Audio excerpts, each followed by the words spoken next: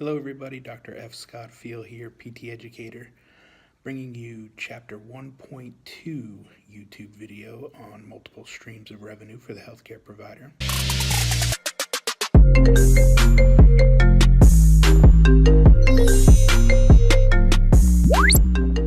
The key word today is entrepreneurship.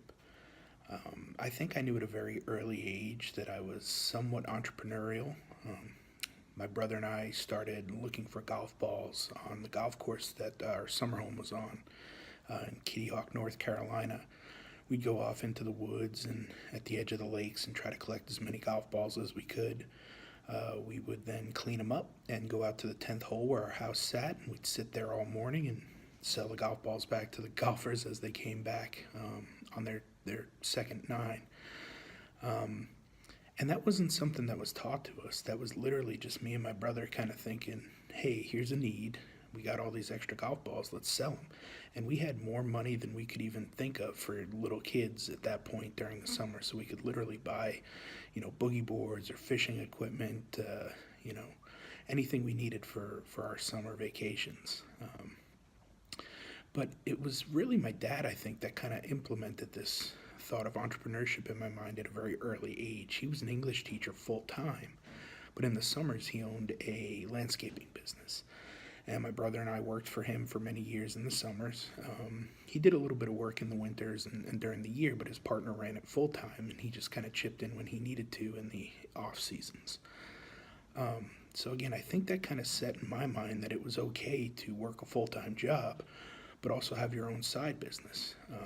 Being an entrepreneur is not always easy, but at the same time, as long as you can fill a void or solve a problem, you can have a business and be entrepreneurial, and it doesn't have to be a full-time gig. I think people get a little bit wrapped up in that, but overall, I think when it comes to entrepreneurship, I think the major thing is just, are you cut out for it?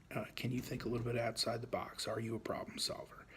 If so, then you can offer a service to the public and they'll pay you money for it. There's also a lot of good tax implications from having your own business. So it's something to consider. There's no problem with working a 9-to-5 and having a side business and becoming an entrepreneur that way. And the hope is that eventually you become big enough with your entrepreneurial endeavors and your business grows big enough to where you can kind of exit out of your 9-to-5 and eventually just do your full-time business. I think that's the hope of every entrepreneur. Some entrepreneurs like to go in full throttle and just go all in on their business, and that's okay too. That's a totally acceptable way to do things. It's just a matter of what you're comfortable with and where you feel like your safety net is. So like I said, start thinking a little bit entrepreneurial. If you're looking for a book, I think The E-Myth is a good one to get you started. I think just about every business owner has kind of read that one. It's a really good book. But like I said, I hope you enjoyed this video, and we'll be going into depth a little bit more on what my book is going to be about and what it's not.